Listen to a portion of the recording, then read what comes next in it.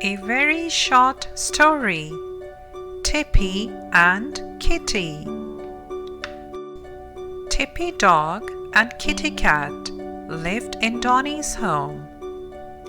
Donny liked them both very much, but Tippy and Kitty always quarreled with each other. Tippy barked at Kitty whenever she saw her. One night, a robber came to Donny's home. Tippy started to bark loudly. Suddenly, the robber took a stick and moved forward to beat Tippy. Kitty was watching this. "Oh no! The robber will harm Tippy and Donny," she thought.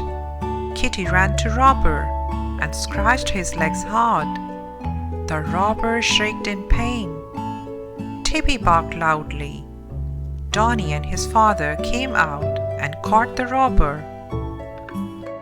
Tippy thanked Kitty for saving her from the robber. Then they both became good friends.